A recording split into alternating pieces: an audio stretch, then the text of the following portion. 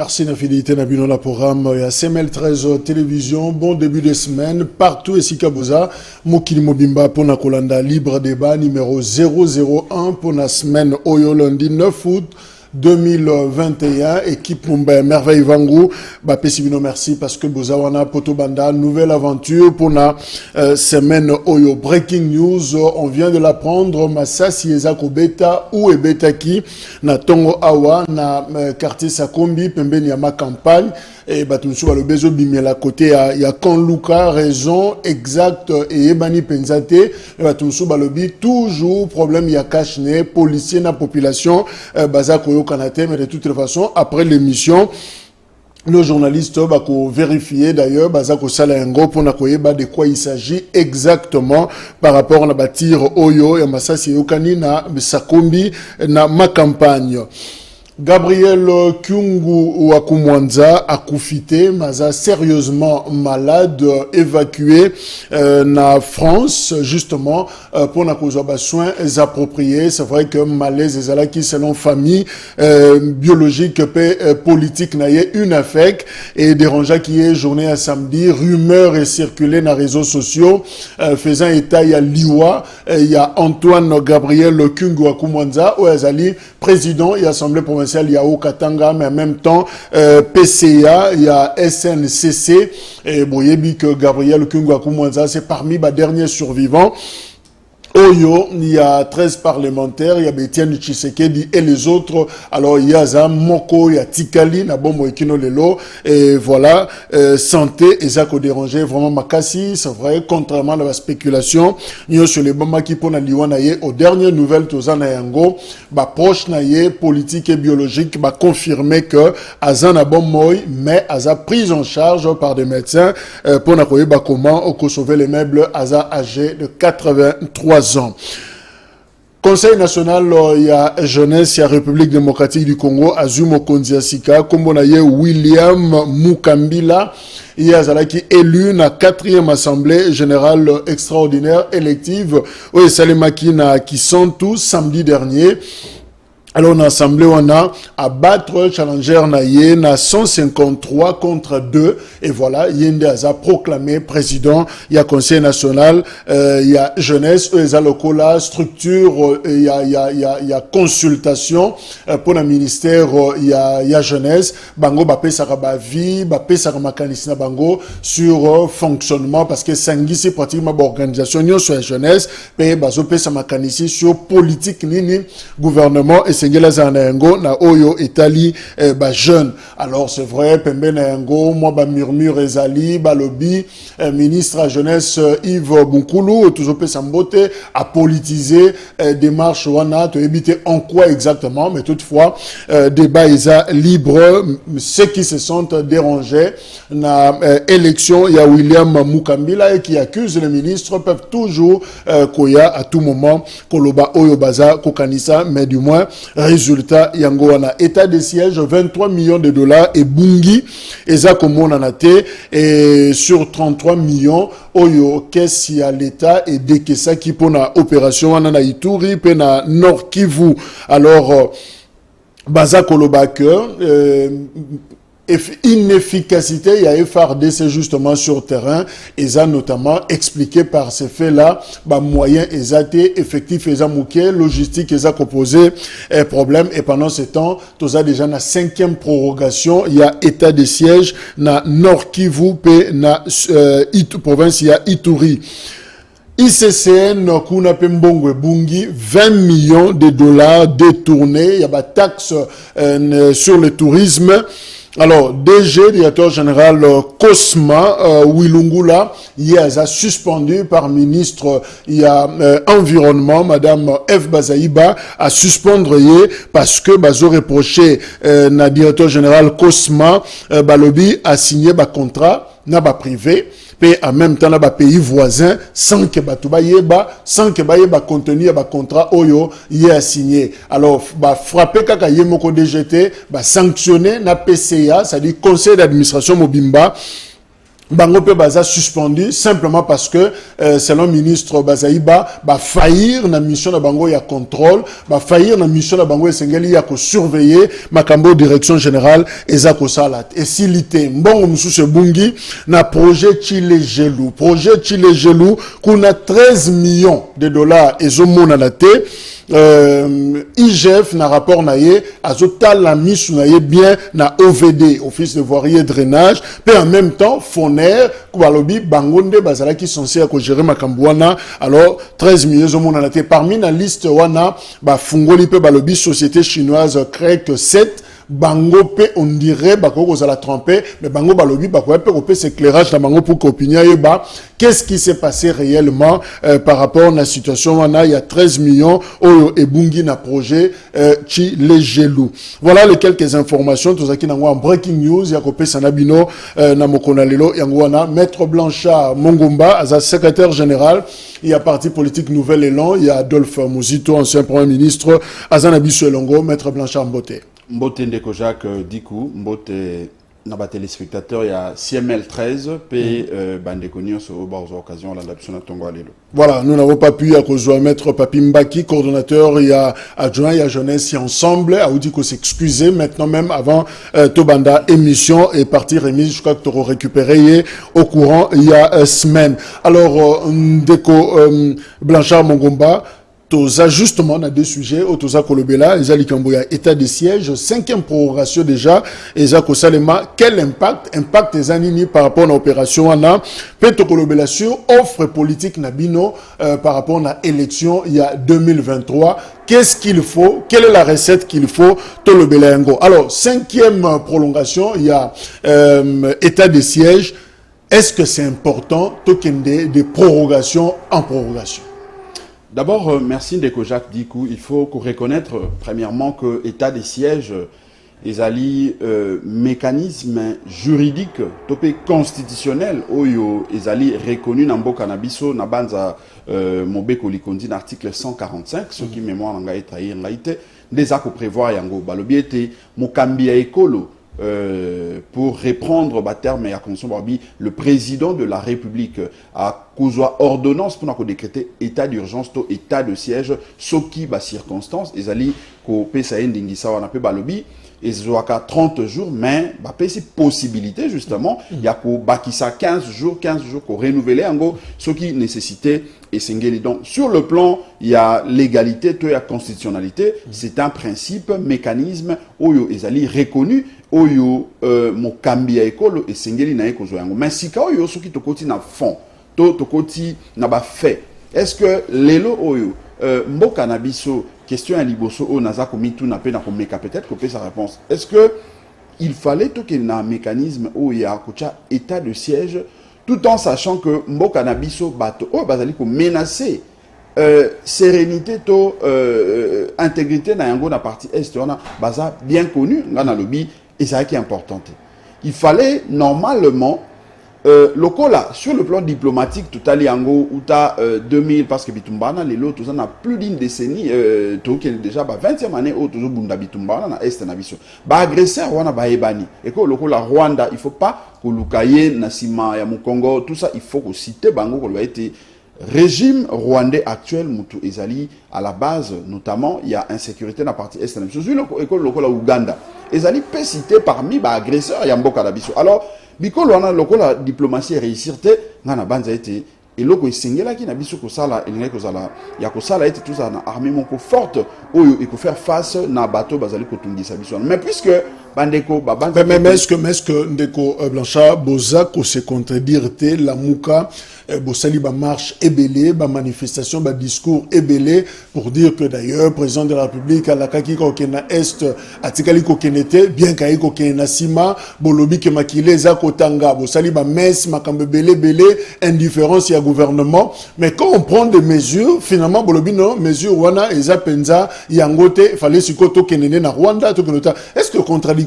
boza ba éternel insatisfait? Non, c'est pas question aux éternel insatisfait. C'est pas non plus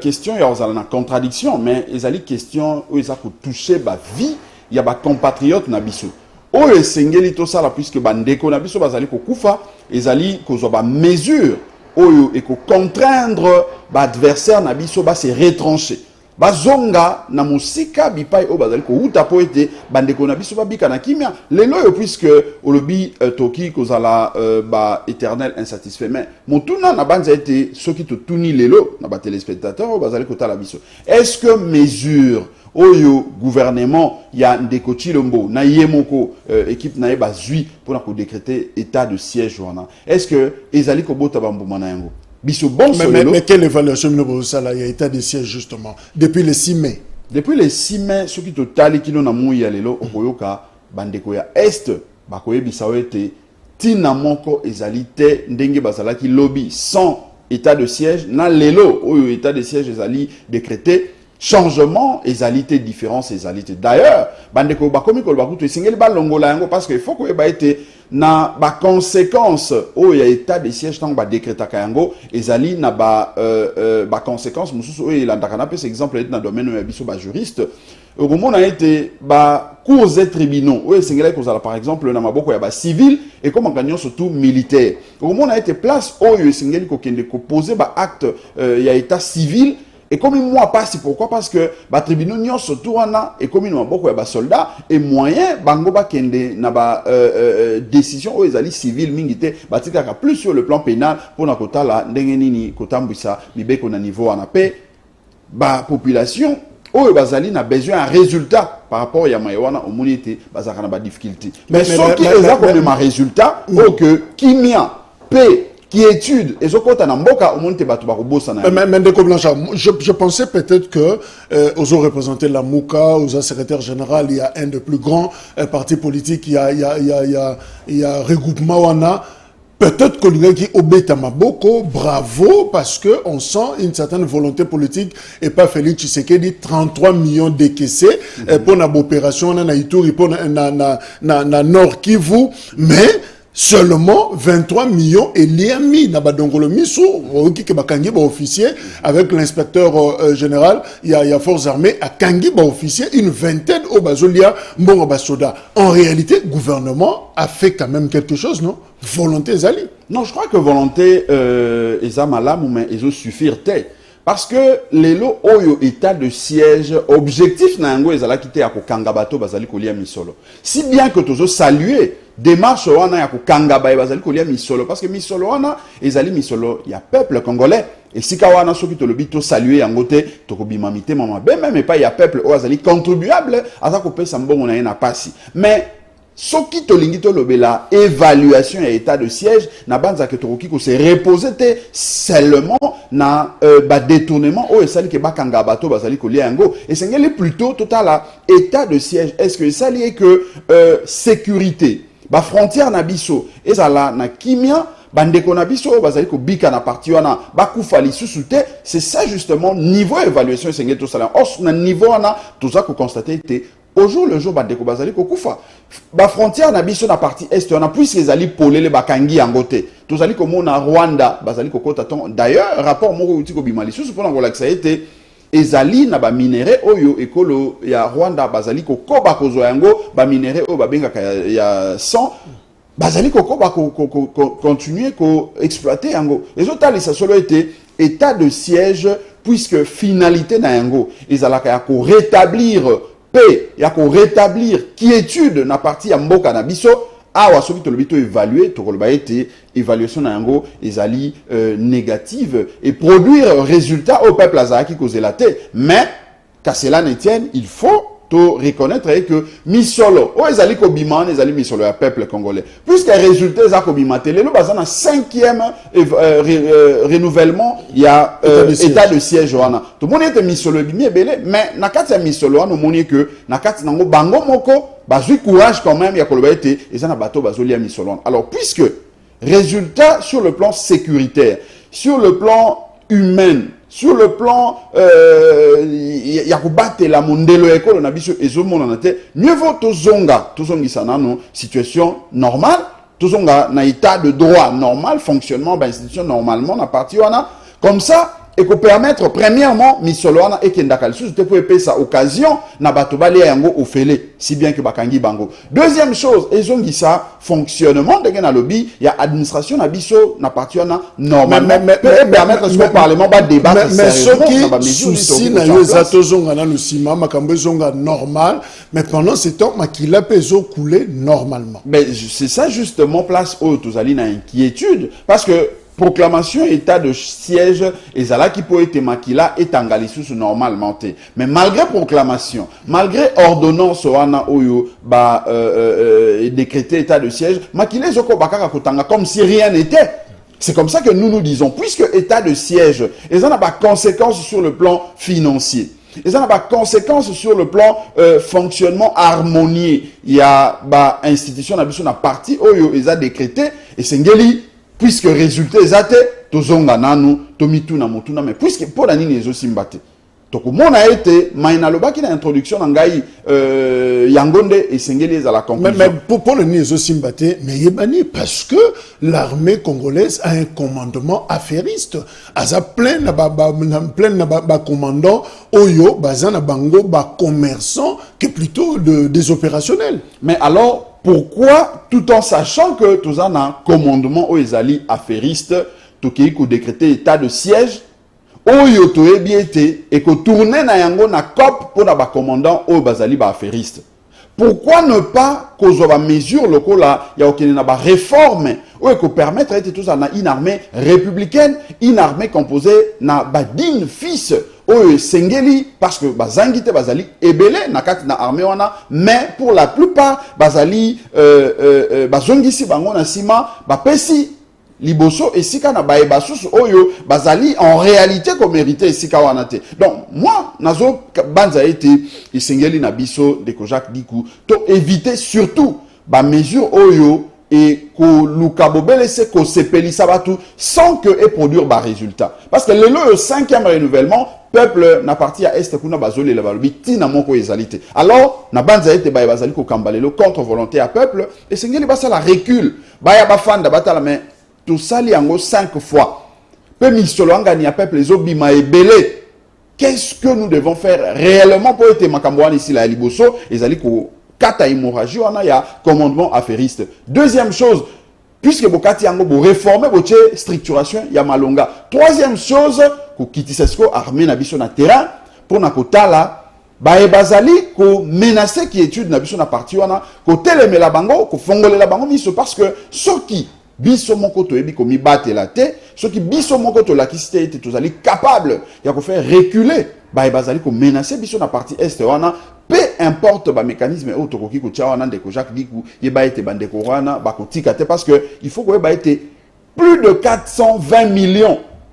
Rwanda a bénéficié kango pour na kolta na biso oya zo kango de manière illégale.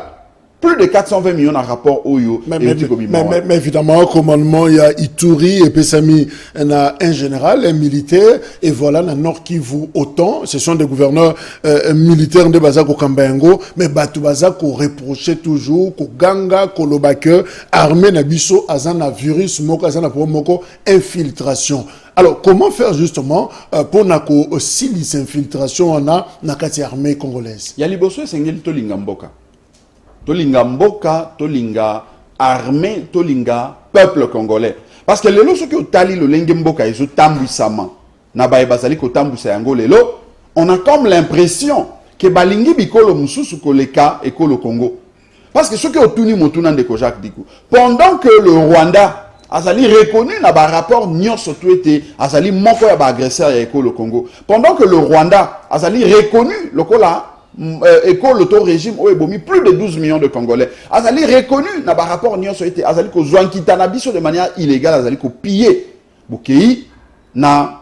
état de siège wana ko sala na ba accord pour na ko pesa accès na ba frontière na biso tout en étant na moment et état de siège pour être yé à ko exploiter ba minerai na biso. Okomona a été contraste moko ezali entre ba décision au bazako zwa na ba relation au bazali ko entretenir na bikolo au bazali ko menacer biso. D'où la nécessité pour na biso ya ko sala été to zwa ba mesure oyo et ko sala été to faire reculer menace ya mboka na biso na partie est mais pour na kosala yango ndenge na lobby esengeli kolinga mboka koleka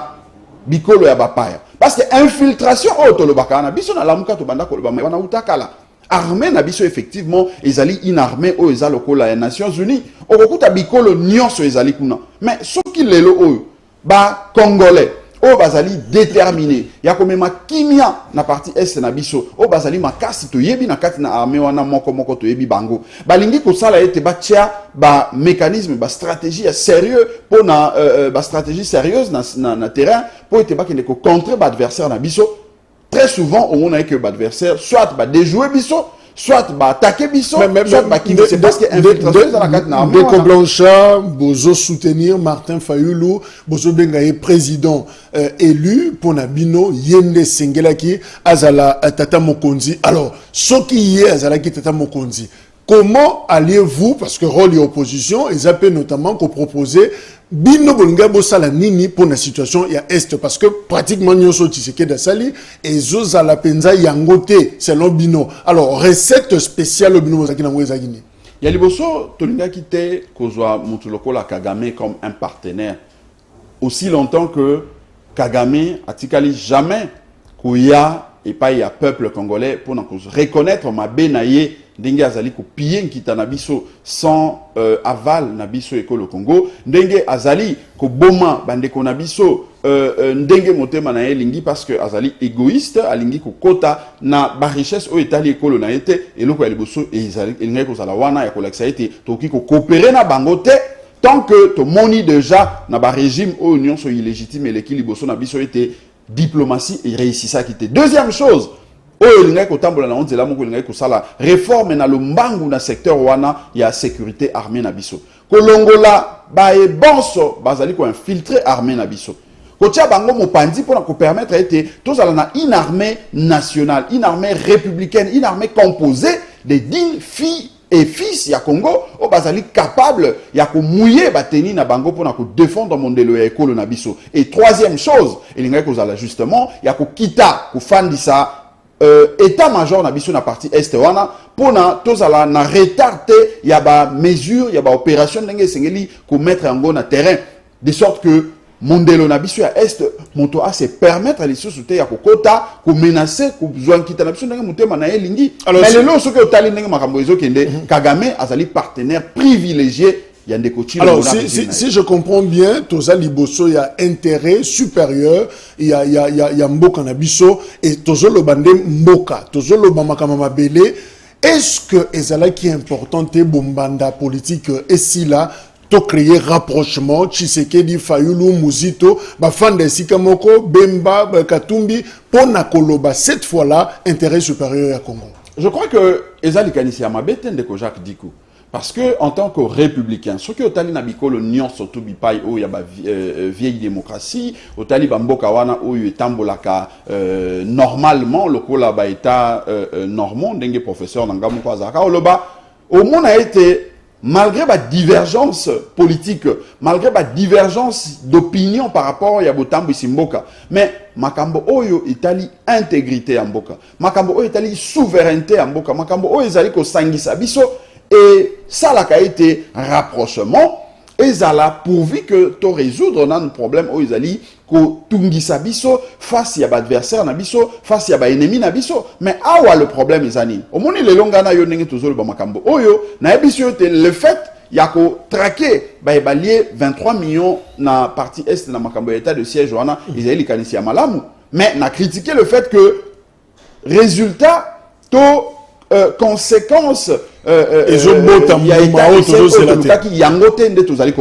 malgré ça non wana azali haineux wana moto ya lamuka akolobaka kamabe bazobosa na que awan de Jacques Dikou il ne s'agit pas de parler de Monsieur Chilombo comme individu.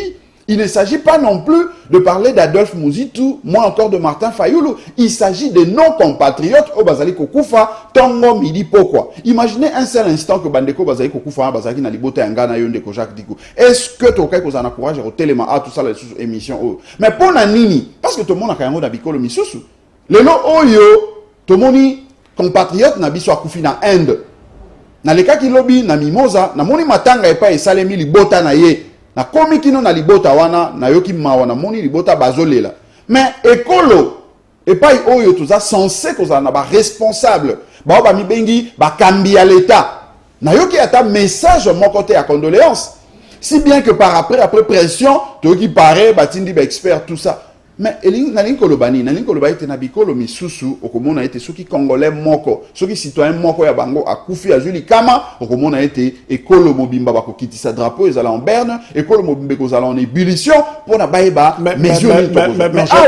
Blanchard Mongomba faute eza ya nani parce que tango bozolo balikama makile ba congolais zotanga bino bobandi vérité des urnes tango balobi que non toya non notre simba loboko on était salité est-ce que n'est-il pas le moment il y a comme on a bino la muka bozui phare na bino inde kino na cité de l'Union africaine et ben toye comme on a ndeko Félix Tshisekedi to solo là ne serait-ce que pour na Congo et lo wa liboso na lingi koloba awa ezali ete le fait il y a qu'on reconnaître ete tokoki koloba même langage pour na kobattre la souveraineté intégrité territoriale na biso kobattre la ekolo Congo yango tende koki ko empêcher biso to dénoncer maponami o esalamaki mabe pe ezali komema biso kino na moya lelo ya kubunda bitumba vérité des yeux moko ezako exclure mon sous-soutien toki ko tambola na yango nyonso tout en restant na résistance na biso tout en continuant na lutte il y a libération à peuple lutte il y a vérité des urnes pour na to rétablir peuple na souveraineté na maponami o ekoya tokoki koloba pe langage moko pona mabele pona ba compatriotes o ya biso bazali kokufa parce que bazali bandeko yangana yo ya biso banso mais est-ce que bokoki maintenant bolobi yango te tokoki parce que awa tango biso tozoloba yango napesa exemple moke tosenga ki marche awa date kimingai pona to soutenir bandeko na biso ya est o bazali kokufa méchamment violemment parce que Kagame na régime na ye balingi ko boma. Pourquoi? Parce que esengeli na bango bazo nkita na biso, esengeli na bango bakota na mabele na biso. Mais nani atinda ki bato babeta biso masasi. Ndeko Tshilombo na régime na ye. Lelo ezali na ba victime o kino na mo ya lelo bazali ko lela. Mabota na bango ekomi na pasi. Ndeko moko azwa liso na ye kino na mo ya lelo mona kalisusu te. Monsieur Christian Bokako. Parce que ayaki ko manifester pour na kolakisa solidarité amour na ye na bandeko na biso ya parti est o biso la muka to bengaki na marche wana ezali na mama futi fois mafuti la akufa na mo ya lelo molimo na ye ezali na kopema na kimia to kunda ye pona barbarie oyo ya la police andeko Tshilombo sika oyo esika wana est-ce que toki koloba que entre biso bato o to bengi marche ya solidarité et puis pendant la qui sait que ezaki aventure tende ko Jacques Dikou to lati pembe to ebisi bato nyonso bolata pembe to simba drapeau ya Congo pendant la qui sait que to zali ko bunda pona intérêt politique ya la mukate nouvelle élante mais zali pona intérêt ya ba compatriotes na biso bazali ko kufa mais tango tindi bato babeta biso masasi ezali pour passer biso message nini. C'est quand même moto ya bongo. Est-ce que au kanisi ndeko Jacques Dikou atasoki tozali na miso pona ko monate, tozali na maele pona ko comprendre te. Tokoki ko sazarde ya koloba ete biso moto tozo initiative ko kende vers ye po ete to solo là. C'est ça le vrai problème. Donc méfiance et zanano justement situation sécuritaire na est et zosala que c'est vrai FRD ça zo bundana ba groupes armés mais il faudra bazo kangape ba groupes armés wana mais le grand problème comment ko désarmer bango comment ko réinsérer bango alors président de la République a outil ko nommé na week-end outil ko si là coordonnateur il y a programme de désarmement démobilisation relèvement communautaire et stabilisation. Et voilà, Kombo Naye, Ndeko Tomi Tambwe, Roudima, Yende Azawana, mais seulement, c'est une figure qui choque, Oyo Batoué Belé, Baza Kolobayango, c'est un ancien M23, Azalaki, ancien vice-gouverneur, il y a Sud Kivu, na 2000-2002, et Azalaki, d'ailleurs, on a liste, il y a des négociateurs, il y a compte, il y a M23, un mouvement rebelle, Yé, Ndeko, Tomi Tambwe, Azalaki, justement Nakati. Certains l'accusent même d'avoir financé les groupes armés na Est, il y a République. Alors, c'est l'homme de confiance, c'est le lot. Il y a Félix Tshisekedi, balobi yenda mbaki Félix Tshisekedi na première visite na Rwanda peut à faire visiter d'ailleurs mémorial, il y a génocide rwandais. Alors, Pourquoi ce choix? Est-ce que le président de la République a un problème? Il y a choix, il y a des collaborateurs, casting, parce que à ce quoi il y a deux fois dans poule Moramabé, oh ça a toujours polémique. Monsieur Jacques Dikou est allé très grave. Très grave, il y a comme on a été l'élan de Chilombo. Peu importe la manière ou comment on a bokandiwana, peu importe. Comme on a été, hier, Azali, fils biologique, il y a Etienne Tshisekedi, oyo hier, Azalaki na un langage dur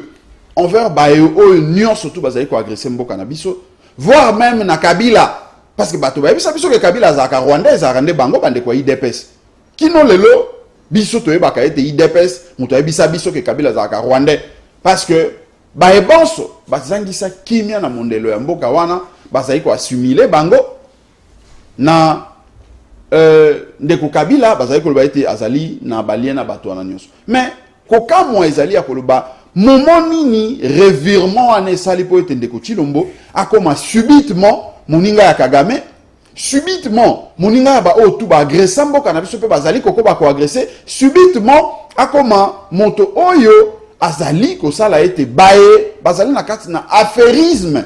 oyo ba rapport ya ba expert ya Nations Unies pe basusu balaki ça été bango moto bazali ko sala ete mobulu eko ba na partie est po ete bango ba vimbisa kama benga na bango ye akomi na bango baninga ye aponi bango lokola bato na ye ya confiance et si kawana il faut elakisa biso na mokuse ete bato balingi mabenga na ba intérêt na bango koleka ekolo Congo, bato balingi ba intérêt na bango koleka peuple congolais, parce que ce qui souci ezala qui était to rétablir paix na partie est wana, souci ezala qui était kimia ezala na mboka wana ndeko Jacques Dikou na banza ete elingaki kozala chaque fois avant ko désigner moto na eteni wana komitu na motuna komanyola pona koyeba nini esengeli kosa. Mais azana ndeko Jean-Pierre Bemba na pembeni. Est-ce qu'on peut comprendre ça le coup là une position et je ou ta dictamen que je ou ta quelque part ou karma azana manque à collaborateur bino pe bolinko yate et finalement se contenter na ba oyo yazo mona et peut-être stratégie à kolobaker comme Moutouana, Bolobi, Kazalaki, na ba groupes armés, de Kotomi, Tamboué, et bien, et que Zarmala, Mouto associé na makametali désarmement, au moins, aïe bien environnement, et malamu, aïe makamonde, et ça, seulement. Manque à bas collaborateurs, je ne pense pas. Je ne pense pas parce que les lots qui totaline de Moïse Katumbina ensemble pour la République Bazali nae, Azali pe Nabato, Bazali et Belé, Barokiko, Pesae, Maël et Bonia, totaline de Jean-Pierre Bemba. Azali pembeni na ye ndeko bati lukwebo IDPS bango moko parce que na okaki kabuya wa kutu alobaki ete bango aza capable ya kopesa ba militant manduki pour na kobattre la pouvoir d'abord mais ba militant na ba pesa wa manduki pour ete bakende ko rétablir kimia na partie est wana et lui koloba ete ce n'est pas une question ou un problème il y a bateau azangi bateau non azana bateau mais vrai problème de Jacques Dikou, effectivement, et c'est quand Nazali, Kopé Sayo, raison, en se référant à Maï, moi, Namboka Martin Fayolo Alobaki. Le loyo, Maï Mazali Koleka, na partie est, na biso, ezotali sa solo été, dicta moko ezali na Simawan. Ezotali sa solo été, ezali, na bato oyo balingite ete ko le Congo ezwa kimia, pe bango monto bazali ko influer, po ete ndeko Chilombo abanda ko tangue ndenge aza ko tangue wana lokola masuwa ezali na kati na ebale parce que lelo oyo ndenge na otiko loba wana soki to tali monsieur Chilombo oyo azalaki na 2016 2015 2017 ce n'est pas le même autre Zakomona Lelo en 2021, surtout pour la Makambo Italie Est et la République démocratique du Congo. Est-ce que cette stratégie tenait Balbaka, les plus grands dérangeurs dans la salle de classe, beaucoup de chefs de classe, comme ça il sera maîtrisé. Makambo Yabandeko Sala, il saura comment maintenant discipliner Bamishusu. Est-ce que cette stratégie a fait sécurité, Mouto Yabunda qui n'a pas groupes armés, Azalaki parmi les rebelles, mais Botiaï justement à s'occuper d'un désarmement. Stratégie à Malam Oya Kokaki Kosala. Elingai kozala oyo ekokai ko produire résultat ya ko kata ba tuerie na partie est. Mais ce qui stratégie na ye ezali ko sala ete baliwa bato bako bako kufa na partie est na banza ete stratégie wana ezali ya ko pola ezali stratégie ya mabe sengeli ya chango de côté parce que lelo yo peuple congolais a ko juger ete par rapport à ba stratégie Mais peuple congolais a jugé par rapport à la conception, à la stratégie. Mais peuple congolais a jugé par rapport à la résultat, à la stratégie, on a essayé de couper ça. Parce que les lots, ce qui totali autant de Kochilombo a joué au contre volonté à peuple congolais. Boula misa to yango tozo kende déjà. Mais à l'obaka à Kosilisa, tala ba promesse ebele à Kosilisa, mon boulot en ana est à kokende kocha état major, ba promesse ebele. Mais na manso wana toki ko ba pete ezaki ba stratégie. Mais le résultat nango sur terrain ezali nini. Peuple aza komi retrouvé te. Donc je crois que de Kochilombo les loyo esengeli afanda parce que atikali na mikolo ya kotanga et kozala malamu te ete lobby tango akokoma sénateur à vie parce que mobeko le bango bongo quelle que soit manière à côté na bokambi akokoma quand même sénateur à vie kalate azokoma sénateur à vie mais et kozala malamu te ete azoleka na limité azokokota batuna elungité et kozala malamu te ete akei na Belgique ou alobaka ezali pe mboka na ye mosusu azokoka otala ba combattant na elongité parce que bato ya diaspora par exemple bazozela surtout la question oh ya sécurité à est. Mais justement, est-ce qu'il faut qu'on ait une nomination, il y a Tommy Tamboué comme un sabotage dans la justice transitionnelle, ou d'ailleurs, Eza, cheval de bataille, il y a prix Nobel Denis Mukwege, Martin Fayou d'ailleurs, Azak, au prêché, installation, il y a un tribunal spécial pour la RDC. Est-ce que le fait qu'il y a qu'on nommé Tommy, Eza justement, qu'on crachait sur justice parce que il y a un répertorié rapport mapping par exemple, bateau Nyon, sur le moment, Congolais, depuis 96. Alors, ce que ça dit que parmi Batouana, Bangonde va se confier la responsabilité. Est-ce que ça contradiction la démarche wana? Mais est-ce que Ndeko Jacques dit que Pambate aux alimu pantisango ya monene aussi Hollanda Ndeko Chilombo uta azwa bokambi na na lolengi azola yango wana à soutenir rapport mapping. Aussi Hollanda Ndeko Chilombo aya kozwa engagement ferme ya kosala été ba tribunal spécial pour la RDC et à la mise en place pour être tout traqué ba sali te bande ko na biso bakufa. Mais il a quel intérêt à kobo y application rapport mapping? Il n'a jamais été un mouvement rebelle. Mais si quand yo tango azali ko promouvoir bato yo bazala ba mouvement rebelle au rapport mapping ezali ko reprendre bango, n'est-ce pas pour naie mécanisme moko ya koluka ko influer kocha influence naie en tant que moi politique sur ba ebanso biso nyonso tozali ko loba ete rapport wana sengeli ezala mise en place ba tribunaux tout ça pour être tout traquer to landa ba nyonso o ba participer na ba tuerie wana. C'est ça justement et si ka au peuple sengeli à comprendre parce que vérité de ko Jacques Dikou et ko changer te.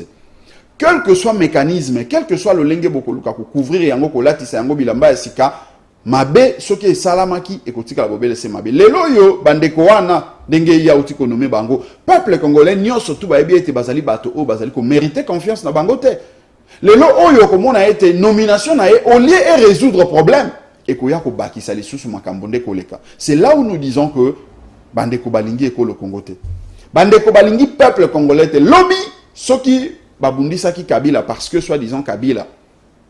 aza rwandais. Parce que Kabila a salamabe, mais tu comprendre les loyautés. Bitumba oh biso to kanisaki, tozo bunde longona ndeko Chilombo. Pour na ko faire partir le système Kabila, yé azalaki ko bunda pour na ko faire partir système Kabila te. Azalaki ko bunda pour na faire partir Kabila, yé afanda na ebonga wana pour appliquer ba même méthode au Kabila salelaki. Voilà la réalité où tous allez coller en mboka na biso. Alors deuxième sujet, tout là justement élection 2023, il ne nous reste que quelques mois finalement tozo kende na vitesse makasi pour na ko atteindre échéance wana date wana pour na renouvellement de classe politique mandat il a Félix Tshisekedi eza kokoma na suka na 2023. Alors quelle offre politique justement impasse tolobeli yango na mikolo oyo eleki. Alors maître Blanchard azana biso longo il y a la Mouka. Finalement, Maître Blanchard, problème est qu'on s'est posé, la Mouka, ou bino bokomi le grand bilongimi balé. D'un côté, souci à gouvernance et ali, d'un autre côté, vous proclamez résistant. Alors, tous ces au fait, bozo jouer na piste nini, bozo na podium nini, podium, il y a souci à gouvernance, to et indaka kabitumba résistance. Non, Ndeko Jacques dit que sengeli to ebisa peuple na biso vérité. Parti politique nyonso tu na mikilimo bimba soki otali yango sur le plan typologique ba parti et ça les maka sur fond ya ba idéologie na bango pour élaborer vision programme et projet de société où que ça a été amélioré vécu à peuple parce que c'est ça l'intérêt d'ailleurs il y a qu'au créer parti politique au créer parti politique parce que tu penses que tu as des idées nouvelles où il y a qu'au booster le lengue à kobika la population économie politique sécuritaire politique environnementale pe bongo na bongo c'est ça l'objectif il y a un parti politique mais maintenant Namboka na biso esengeli to reconnaître été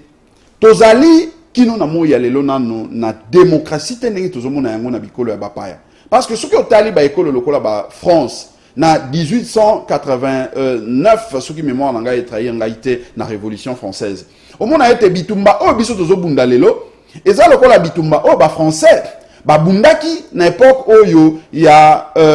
guillotine tango esengelaki kokimisa dictature kokimisa oyo ezalaki influence ya ba roi sur le peuple na niveau ya mboka ce qui fait que tango balongi ba libérer mboka na bango na emprise ya dictature les loyo bafandi uniquement sur ba valeur sur ba projet le lengeni esengeli ko faire avancer mboka mais biso awa esengeli to eba été bitumba oya ba père fondateur na biso babunda ki pona libération ya mboka ezalaka parachevé te lutte o biso na nouvel élan to benga kango lutte ya ancien testament ba père fondateur na biso babunda ki po ete ba libérer mboka tozo lipanda soki tozo lipanda ezalokola tozongi entre biso bana mboka pona ko appliquer ba valeur démocratique maponami accession à pouvoir ezala nanzela maponami nyonso to anesa na mala mais malheureusement otali été bitumba wana ekatana ki nanzela pourquoi parce que après ba premières élections o salaka été Lumumba ba lumumbiste ba les majoritaire o nyonso elanda nango kinu na moya lelo ba élection ezalaka démocratique ce qui fait que au même moment que en tant que parti politique, toujours poursuivre objectif nabiso, il y a quoi améliorer vécu à peuple sur fond, il y a projet de société autoroya na yango, on est aussi obligé, il y a que parachever première lutte, premier combat au ezalaki ya ba père fondateur, il y a libération en mboka. Ce qui fait que les loyo au monument pour na mitokende ki na on a 2018, tout le monde était peuple a décidé na choix na ye mais motoye ko proclamer résultat a proclamé choix mususu ça nous a amené ya ko bunda bitumba ya libération parce que peuple a obtenu ou a quitté souveraineté à peuple les a confisqué mais ce n'est pas pour autant que tokoki ko bossana o ezali objectif na mais est-ce que réellement vous vous battez pour une élection en 2023 to bozana logique ya boycott est-ce que botira leçon te à 2018 bon voter te na machine à voter bon saler la machine à voter te côté UDPS balobi avec ou sans machine alors problème tactique wana et sali que et ma confusion finalement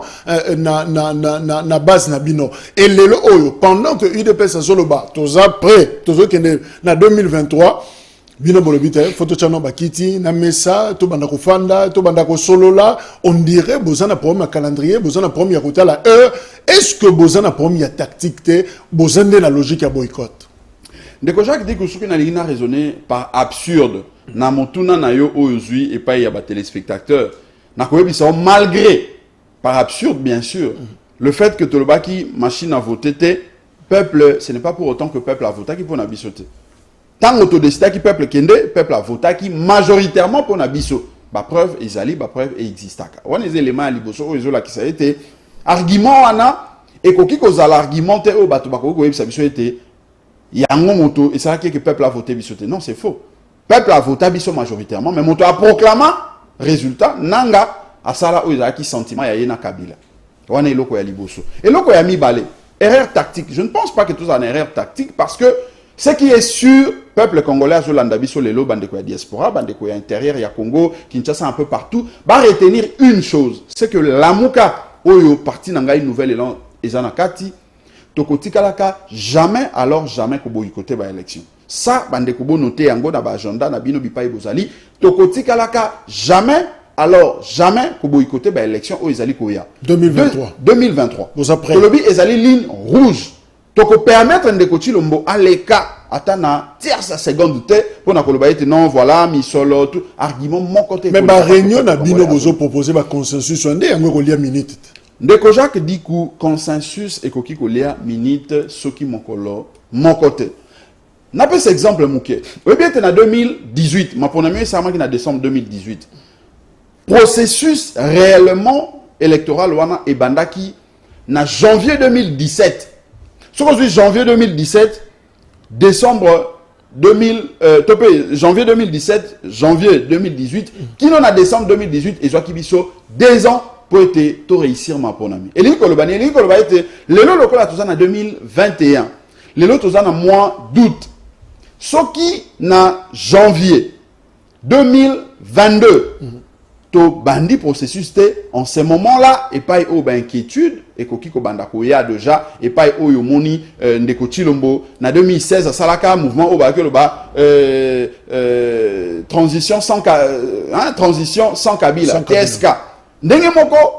biso tozali déjà ko bisa peuple a été to meka jamais couper ça ata tierce seconde mo donc avant to comme janvier 2022 ndesika retard ko bandela selon bino ça dit na moment oyo ko banda mois d'août ti décembre trop fan retard moko ezalité et puis ko fanda wana ndeko Jacques dit qu'il faut to clarifier peuple na biso parce que les loyo bandeko lobby bazaki ba santu tango bazaki ku bunda po ete Kabila longwane bonga wana atikila bango bosoto na etu po bango baya ko continuer na bosoto wana bazaka ola kisa ete kosolola ezali mabe dialogue ezali mabe mais babosa na été dialogue wana nde moto ememi bango na tricherie o bafani leo na ebonga elingi koloba ete lisolo na politique ezaka lisumu te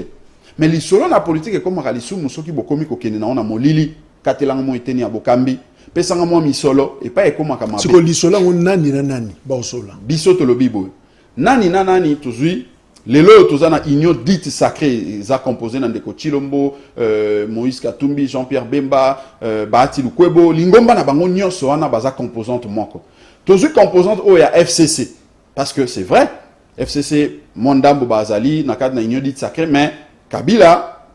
a fait sa impression que azali pe composante na ina bato na ye na biso la muka tozali composante mobimba y compris société civile donc masolo ane kozwa 4 composantes au sengel to fanda autour d'une table. Mabe na bino siko ezanini. Lisanga bonganga o azana bino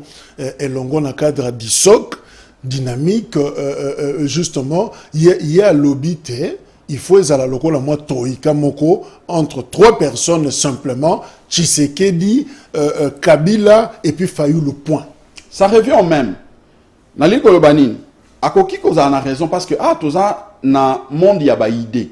Il est libre ndeko lisanga kulutu nangai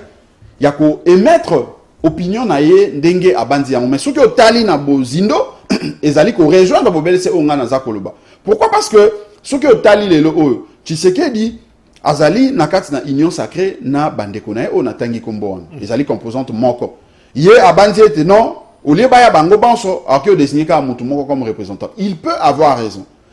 Deuxième composante dans le biais de FCC ya Kabila, selon Ndeko Lisanga, a bandiete, baokyo désigné comme mutumoko, il peut avoir raison. Biso tolobi na lamuka, ezali pe composante, ezali na ba leader na biso Martin Fayulu pe Adolphe Mozito, il y a le biais de sengel comme mutumoko, il peut avoir raison. Mais dans tout ça, c'est que il a reconnu tout aux années la même vision était ezali ba composante nan misato. Mais puisque société civile, bazali bato oyo esengeli ko négliger apport na bangote na marche ya société. Biso bandi ete singeli ko intégrer bango pour bazala lokola ba témoin ya ba discussion auto ça la pose à la tête et to kuna ko kabola et comme mabiso na partage équilibré équitable et à pouvoir et pas ici kao yo biso na bandeko o bazo banza ete singeli to kene na partage équitable et équilibré à pouvoir nde ezali wana biso to lobi tozana tina ya okende na partage équitable et équilibré à pouvoir te parce que pouvoir oyo na nzela ya mabe ata soki ba pesi oyo yango ndeko Jacques digu o koka comme ma résultat te la preuve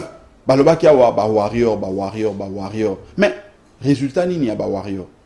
résultat ezalité mais ndeko et ça qu'on a comme ça est-ce que ça lo lendo te pana bino en même temps bozo boudé batongo en même temps bozo senga bofana bango kitimoko est-ce qu'on peut s'asseoir kotala un pouvoir que vous ne reconnaissez d'ailleurs pas bofanda bango sou kitimoko so tant bofanda bozo tala Tshisekedi bo en face bo benge monsieur nan monsieur Chilombo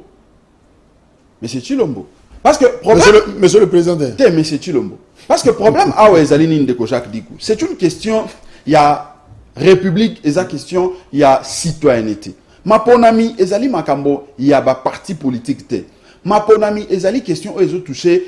légitimité en mboka, ezali ko touché souveraineté en mboka. Et en tant que bas citoyen, nous devons apprendre que au-delà il y a engagement politique na biso to kozala nango, nous sommes tout d'abord citoyens congolais. Les loyo loko la incompétence ya ba bazali ko kambalelo contre volonté à peuple ezali ko monisama na mission ya mokili mobimba ezali ko impacter kino biso ba ezali ko reconnaître bangote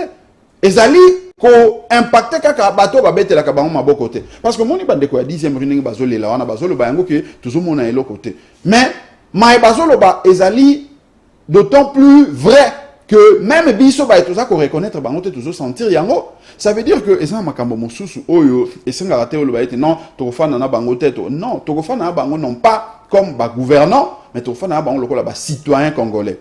Les citoyens non, ce n'est pas comment qui na plan de sortie de crise. Na plan de sortie de crise là qui Fayulu azala président, il y a ma réforme et puis Tshisekedi azala non pas monsieur Chilombo mais azala monsieur le président de la République. Ben si quand yo démarche le biwana wanizaki conséquence il y a oyo plan de sortie de crise et tiraki après que tokutani comme ba citoyen. C'est ça la conséquence où ils ont tiré la conclusion où c'est-à-dire que tant que tu es comme citoyen, on reconnaître ma benayo. Et aux hommes pour namiwana te, au fana na ibongana contre volonté à peuple, ba eba longa yango bangoyo, mais puisque bazali sincère, bazali ba républicain ba lobiete to tumbambo kate, mais to lingi ba réforme,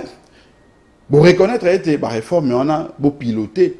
Biso peut to reconnaître été bon de fait bo fanda puisque to bengana binote na nzete. De peur que tout côté sa vide juridique n'amboka et donc consensus sur un et que comme ça Tshisekedi mokonzi siko. Exactement. Cette fois-là la muka bo valider liboso non. Ko valider c'est peut-être trop dire. Et l'inga kozala simplement ko loba été consensus sur ana ezali ko loba été bon de fait to reconnaître transition oyo eza komona yo na kat na ebonga wana. Au lieu que to bimisa yo tout ça, mon transition, Fanda, Tikala. Mais ça indispose, surtout que ce il y a un juriste, Moutou Oyo a proclamé par la Commission électorale nationale indépendante en 2018, et Moutou Oyo a validé, proclamé par une instance judiciaire, haute cour, a proclamé, et c'est un juriste qui dit que non, résultat, wana, touché yango, pembeni, et a conciliabilo, bokosalande, komisa sikao, Tshisekedi, mokonzi, n'est-ce pas craché quand même sur les institutions? Ndeko Jacques dit que dans yo kaka makamwana mingi mais intimida kanga ITP impressionné ngate parce que la question de yo kaka mingi non c'est pas un juriste non Ndeko Jacques dit tous allez na ba question politique. En tant que politique et singeli koyebaka quand est-ce que tous en un fonctionnement normatif il y a ba institution na moment nini tous en un fonctionnement oyo ezali crispé oyo ezosenga ba intelligence oyo ekoya couper sa ouverture pour na to débloquer mboka na biso epai ezali lelo bandeko baoki ko betela biso tour ya cour constitutionnelle te to le ya cour constitutionnelle te o ezaki na 2018 tout en sachant que cour wana ezalaki na solde ya un seul individu o babengi Kabila. Lambert Mende ba propos na na banza été ezala très clair pour na koloba été bazuzio bazalaki wana bazalaki pour na intérêt à Kabila. Na koki kozwa o babenga kalisusu opinion dissidente. Il y a juge Ubulu, oyo akomaka pona kolakisa lolenge nini Kourouana et travaillaki à l'encontre de la valeur, à l'encontre de la principe, oyo sengelaki ko établir. Donc le lo soki bande ko bani ko bayete non, ce n'est pas un juriste moto bazana liberté na droit na bango ya koloba yango mais awa naza koloba non pas seulement comme juriste mais nazo koloba plus comme un acteur, un responsable politique. En tant que responsable politique, la population, la société attend de moi des solutions idoines. Oyo ça a été to bimisa mboka na biso na kati na libulu ekoti na yango. Pona to bimisa mboka na kati na libulu ekoti na yango ndeko Jacques Dikou, il ne nous suffit pas ya ko se cramponner autour ya juridisme moko boy oyo en réalité eza ko cadrer te na réalité eza na terrain. Donc awanga na zolo ba été biso na lamuka to bandi été. Lelo d'ailleurs, ce que tali ndenge makambo ezo ki ndeko Jacques Dikou, la machine est crispée. Bande ko na biso union dit sacré. Tant que tu sais que bango to ki na ba réforme. Ou que ça a été to bongola loi portant l'organique portant organisation et fonctionnement de la commission électorale nationale indépendante. Tout ça, les mêmes propositions, il y a peuple, te présenter peuple, bango baboy ko intégrer aux acquis observation. Mais je sens que extrémisme, la mouke comme kita, mon dieu, bon mo chapé maïna 20. Non, Ndeko Jacques dit que extrémisme, peut-être c'est trop dire, mais biso. Pema ko, de bolembi vraiment. Non, kolobaete to lembi to pema, je crois pas qu'ils a la bongo. Problème est ça que les lois yotozota là, peuple na biso et lo konini azoluka. Peuple atali était 3 ans on Ndeko Tshilombo Simbi Mboka na biso contre volonté na et ça qui 3 ans ya gâchis. On a tout perdu. On a tout espoir nion ce peuple à fondaki pour la élection en 2018 à moni à ta changement mon koko commenté. D'où nécessité pour nabiso il y a parce que tout ça kana peuple nabiso il y a ko même ma solution que ça a été peuple ayeba na ko s'exprimer les choses en tant que souverain pour changer mais justement dans le de la solution on a au boye nango parce que toujours comme anasuka alors supposons que Ozoloba Makambo Ozoloba wana que photo kutana je sais pas où exactement Tocheba Kiti monsieur Tshilombo d'un côté monsieur Fayulu je sais pas moi monsieur Bemba Katumbi so Ozoloba Makambo wana en face à monsieur Mouzito. Voilà, Ozoloba Makambo wana en face à monsieur Kabila. En face il y a collègue nayo Augustin Kabouya par exemple, il y a parti au pouvoir secrétaire général lokola yo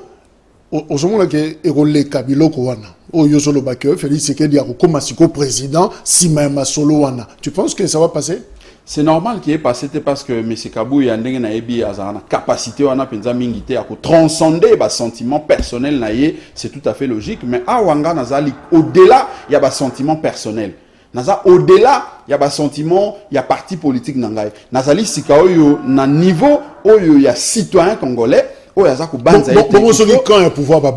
solution à non, mais c'est ça justement. 2023. C'est ça justement, et pas une capacité à transcender le sentiment, égo personnel. Parce que, bato bazan quand un pouvoir, déjà que pouvoir yango bazo yango na lolenge obiso ban soto yebi, bazali bato bakotika la éternel et sikawanate. Bazali bato oyo, bazali exempté na méfait. Oyo il y a pouvoir illégitime ba méfait à pouvoir illégitime na bango ezali kosala parce que na oki kopesa yo baka ya pauvreté oyo ezali na niveau ya Kasai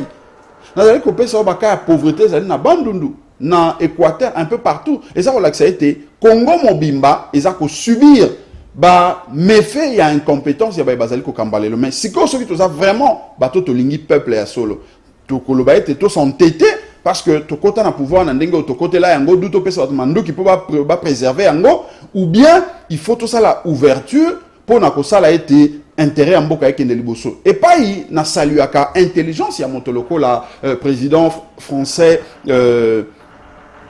François Hollande yango na ndeko Jacques Diko atali alobi na yaki na programme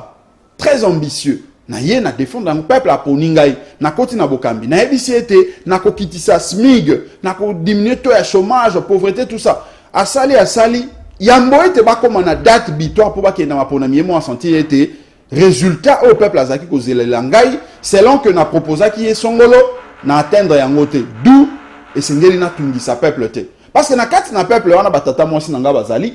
banoko bazali banankasi bazali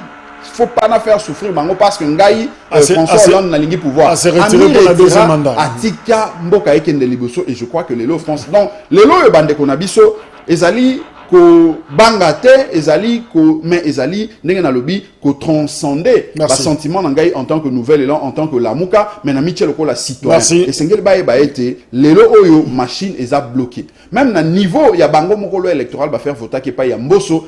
Ce que tangi alinéa, il y a souka article 11, article 12 na bango, et zolo ba été ceux qui vont désigner ba candidat à niveau ba composante et que boyo kanite ba opé c'est une deuxième chance. Mais deuxième chance ceux qui boyo kanite les sous-souté Mobeko et lobby et le côté ligne le ba été signé toujours en consensus total le merci Ndeko Blanchard Mongomba je sais aux secrétaire général il y a nouvel élan au voyage à Capé Mingi d'ailleurs aux ana programme implantation il y a parti Nabino alors probablement au Salapé Tour le sous Nambandaka et d'autres provinces il y a République démocratique du Congo alors ce OK ko somba billet ba foutisi yo billet Kinshasa Mbandaka na $90 na tarification sika oyo signé par le Premier ministre, mais dans 4 avions, tu peux quand même dire bravo, Fachi Béton. Non, ben, je crois que le fait qu'il y a qui s'habiller avion ezali kantia malamu, il faut qu'on reconnaître un ezali kantia malamu. Mais le vrai problème est Zawanaten de Kojak dit parce que nous en tant que peuple, en tant que population, nous avons intérêt dans les années. Les loyaux billets zala qui $200 et qui tient $90, c'est bien. Mais il faut na la licence dans $90, on a pas na billet avion. Parce que les loyaux il faut la pouvoir d'achat au peuple congolais zani. Au moni na bamboka lokola ba États-Unis. Ce que OK, kuna komona stylo oyo koki kosomba na kisasa na $1 na États-Unis koki kosomba na $100 mais ekotungisa paysanté tout ça somba na $100 pourquoi parce que pouvoir d'achat na ezali likolo mais biso lelo awa puisque pouvoir d'achat ezate ezaya kokufa quel que soit prix okoki kokitisa la moto ya billet to beti maboko ezali malamu mais esengeli bato bazwa salaire po bakendo somba ba billet pourquoi est-ce que ba congolais to tambola kate alors que mboka na biso za kitoko tout tambola ba province news total ce n'est pas parce que ba prix ya billet za likolo mais le vrai problème est pour tous arranger na misoloté voilà mais na koloba soki na kode na kati na avion yango Merci. Merci Nengo Ndimaki, invitation à Bisso et tout ça qui Sengo, il y a échanger sur deux sujets majeurs. Il y a sécurité, état des sièges, 5e prorogation et tout ça l'état des lieux, nayo ensemble, mais en même temps tout le Béli offre